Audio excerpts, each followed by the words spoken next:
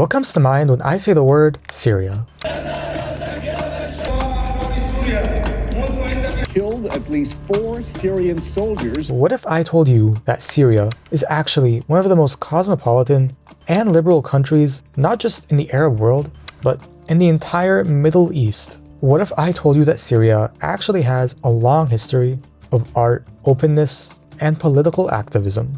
What if I told you that Syria may be not what you think it is?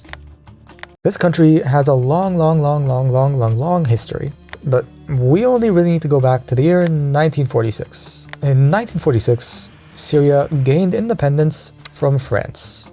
During this time of independence, Syria was, politically speaking, very diverse. You had Arab nationalists, Nasserists, communists, and Islamists like the Muslim Brotherhood.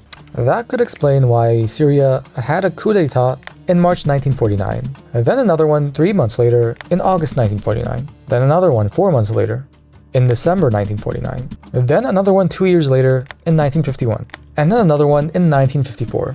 All these coups bring me to the next point, and it's international relations. So Syria at this time believed in something called Arab nationalism, which is basically the idea that Arab countries should just be one nation. So that being said, Syria in 1958 went and unified with Egypt, the two being a single nation. The unification with Egypt may have been the balance against Turkish and Israeli influence in the north and south, something we may see happen again.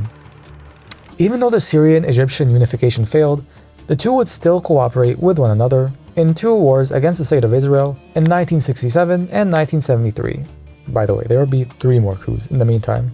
So back to 1967. That year was important because that was the year the Israelis took over the Golan Heights from Syria. And despite Syrian advances in 1973, the territory was officially annexed by the State of Israel in the 80s. So if you ever see this part sticking out in an Israeli or Palestinian map, know that that is Syria. So now we're in the 1970s. And in the 1970s, this man was Syria's leader, Hafez al-Assad. Assad wasn't exactly a democratic person. Remember when I said that Syria believed in Arab nationalism? Well, there was a party called the Ba'ath Party. The Ba'ath was Assad's party, and they believed in Arab nationalism. They leaned more on the secular end of the religious spectrum, and they weren't exactly fans of other political parties. Despite the regime's control though, Syria remained the center of culture, putting out movies, music, and art, and being the birthplace of many actors and singers. Damascus and Aleppo, the country's 2 largest cities, were, and arguably still are, cosmopolitan centers in the Arab world. Damascus, the capital, is known for its ethnic and religious diversity and its openness. There are cafes, even bars, and freedom to dress however you want for the most part. Even in the Arabic and Islamic world, Syria stands out. Case in point, Syrians study medicine in Arabic. That may seem normal, right?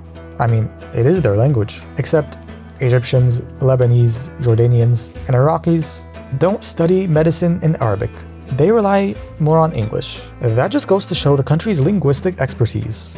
That being said though, on the political level, the country was still ruled by Assad. And interestingly enough, it was during Assad's authoritarian rule that the nation experienced much less coups d'etats. So, in terms of Assad's politics, on the international level, one important thing happened at this time, and that was the Egyptian-Syrian split. So, up until the 1970s, the Egyptians and the Syrians were politically aligned on many issues. But then the Egyptians made peace with the Israelis, which the Syrians weren't exactly a fan of. That being said, Assad preferred to work with 2 countries, the first of which was Soviet Russia. Well, why did he choose Russia?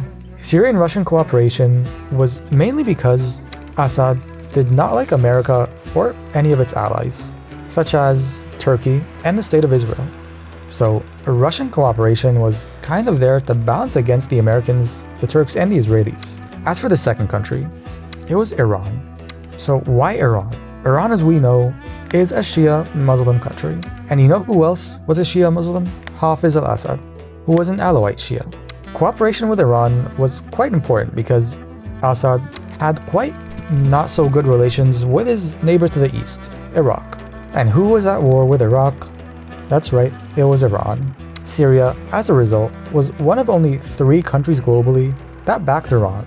That was to oppose Saddam Hussein. So alliances with Iran and Russia would outlive Hafez al-Assad, who died in the year 2000. After his death, his son, Bashar al-Assad, came to power and would continue his father's very close alignment with Iran and Russia.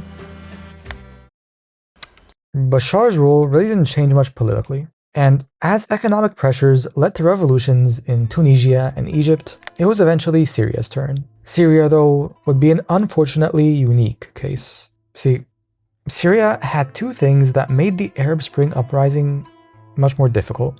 The first is that Bashar was willing to use force against protesters and opposition, and he was backed by Iran and Russia. And secondly, many radical groups came up at this time, all of which made the situation a lot worse.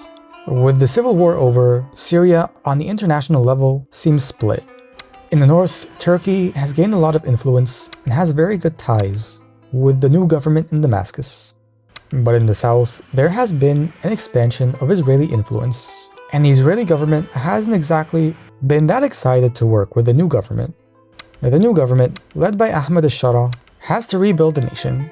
Unlike a century of history, the new government is much friendlier with America, Europe, and Turkey. Still, some are afraid of his past in al-Qaeda, whereas others aren't so worried and are more confident in the new government's abilities. The country today needs to protect its borders, rebuild the economy, and unify the people. So whatever happens, and given the historical proof, I don't think Syria's cultural spirit will simply be washed away, whether that culture is liberal or conservative. One thing I really wish I talked about a bit more was Turkey. Turkey is one of Syria's most important neighbors, and vice versa, and the two have played an important role in each other's politics.